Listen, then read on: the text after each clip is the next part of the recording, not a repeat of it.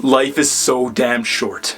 According to 2021 statistics, the highest life expectancy on Earth is in the country of Monaco, with a life expectancy of 89.7 years. In Canada, life expectancy is only 82 years, and in the US, it's 80 years. And then the national life expectancy in Somalia is only 57.5 years. For this video, let's say you have 82 years on this planet, which seems like a lot of time. However, it's not even close to a lot of time. If you sleep for 8 hours a day, you will sleep for 1/3 of your life, which cuts your life down to 55 years of the 82 you started with. You'll be in school from kindergarten to grade 12 and then to college right after. If you usually spend 6 hours in school, that's 3 years of your life, which brings your life down to 52 years. The average person will spend 45 years working 40 hours a week, which adds up to 93,600 hours, which is 12 years of life, which brings your life down to 40 years. The average person will retire at the age of 65 and spend the remaining amount of your life in retirement, around 17 years, which sounds amazing, having all the free time to do the things you want.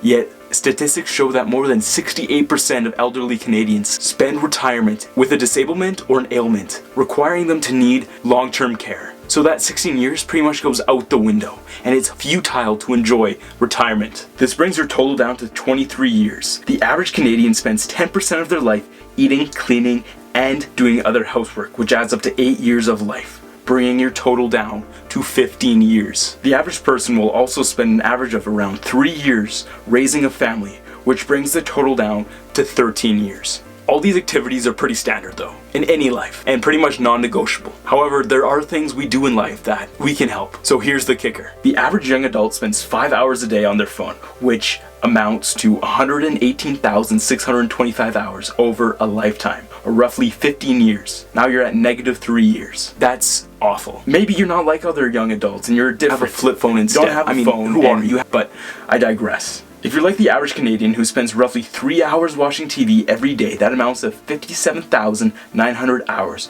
which is around 7 years of your life, bringing your total down to 8 years.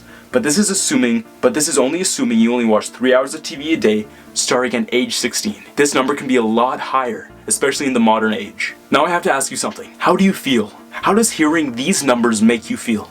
Are you happy, shocked, confused, angry? The importance of this data is how it makes you feel about your own life. We're going to spend 12 years at work, but what if it's work we actually enjoy and are truly passionate about? If you're passionate about your job, you won't work a day in your life. We're going to enjoy the out of it, of course. What about that 10% of our life that we spend cleaning, eating, and maintaining our hygiene? Well, if you spent that time eating healthy, exercising, and having good hygiene, in retirement you wouldn't have to go into a long-term care because you wouldn't suffer from a disability or an ailment, rendering those 16 years full of life, full of time to use. When we eat, are we mindlessly just shoving food in our mouth? Or are we actually enjoying the taste every moment we take a bite? Do we think about the flavors? Do we think about where it came from? Do we actually enjoy the food? When we take care of our kids and family, are we worrying about what we did in the past and overthinking the future, or are we actually present? Are you present in the moment? Are you laughing with your kids, laughing with your family, enjoying every moment with your loved ones, enjoying time with them while you still can? When we're on our phones or watching TV, are we actually enjoying what we're reading, watching, or listening to? Or are we watching TV or on our phones because there's nothing better we could be doing with our time? The exact precision of data metrics I gave you aren't important.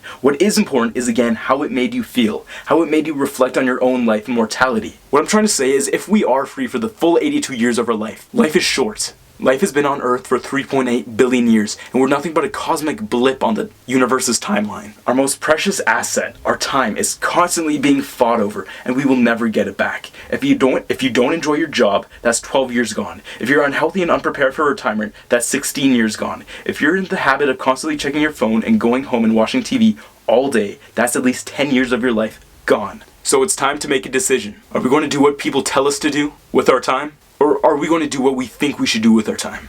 Possibly letting time pass us by when we are constantly thinking about the past, worrying about the future, losing an hour here, an hour there, constantly waiting for something magnificent to happen. If you're constantly saying to yourself you don't have enough time, avoiding what's right in front of you, talk about what you should be doing with your time, instead of doing it, you will miss out on life. Or we can truly understand the shortness of life and start taking control of it. Start treating every moment in life like a moment we won't ever get back. Making everything count. Becoming deliberate with our action. Now, I'm not advocating for you to quit your job hastily or drop out of school. What I am trying to say is be mindful of how you spend your time, what you spend your time on. Self-discipline and delayed self-gratification are a great way to enjoy life. Let's go back to the 13 years of our life that are filled with free time. That's roughly 113,880 hours, all to ourselves.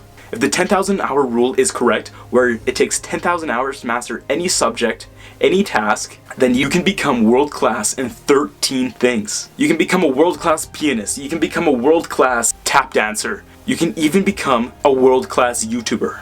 That's crazy. I've never heard of anyone being able to do that. It's because we aren't effective. We aren't that effective. We're inefficient when it comes to using our time wisely. But that doesn't mean you can't become world class in at least one thing.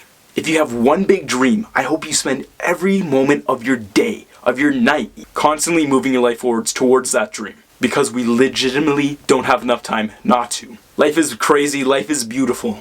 And if you focus on your craft and are mindful of the time you're using, there's no reason you can't enjoy life to the fullest. My message to you is to make the most out of life. Don't wish away your life.